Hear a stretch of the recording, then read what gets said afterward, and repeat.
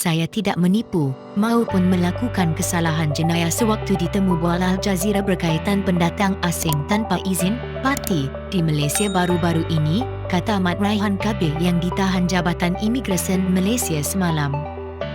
Menurut laporan akhbar The Daily Star di Bangladesh, lelaki warga Bangladesh berusia 25 tahun itu memberitahu dia hanya bercakap mengenai diskriminasi terhadap parti menerusi program terbitan stesen televisyen antarabangsa itu. Saya hanya mahu maruah negara dan migran seperti saya terjamin. Saya yakin semua pendatang dan Bangladesh akan bersama saya dalam isu ini, katanya.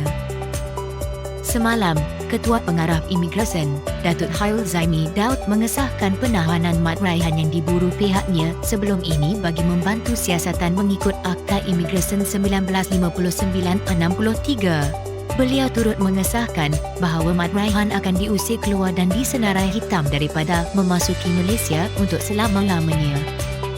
Terdahulu, Mat Raihan menjadi buruan selepas membuat dakwaan tidak berasas. Kononnya wujud diskriminasi kerajaan Malaysia dalam mengendalikan kes coronavirus COVID-19 melibatkan warga asing.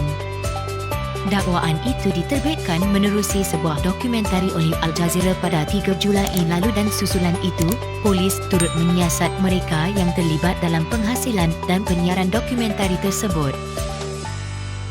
Sehubungan penangkapan Mat Raihan semalam, muncul 2 individu NGO mahu pastikan keselamatan ketika dalam tahanan.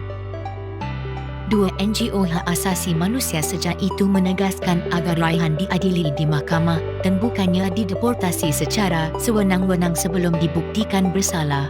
Pengarah Eksekutif Inisiatif Utara Selatan, Adrian Pereira mendesak Peguam Negara, Idrus Harun untuk memastikan kedaulatan undang-undang ditegakkan dalam kes ini.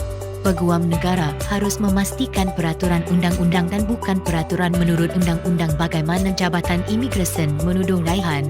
Raihan mesti diberi perbicaraan yang adil untuk membolehkannya menjelaskan dirinya sendiri dan tidak dihantar pulang secara sewenang-wenang, katanya. Pereira juga mendesak kerajaan untuk memastikan keselamatan Raihan ketika dalam tahanan.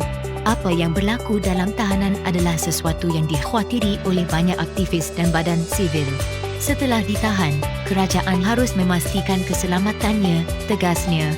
Pereira juga menggeser reformasi Undang-Undang Imigresen untuk memastikan para pendatang tidak akan menjadi korban atau dideportasi setelah mereka membuat aduan.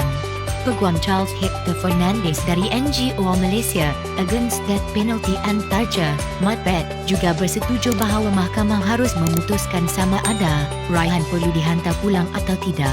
Dia tidak setuju bahawa pengusiran diputuskan melalui keputusan pentadbiran. Sekiranya pengusiran itu tidak dihentikan, kebimbangannya adalah banyak pihak yang percaya bahawa Malaysia hanya berusaha untuk mengelakkan perbicaraan yang adil.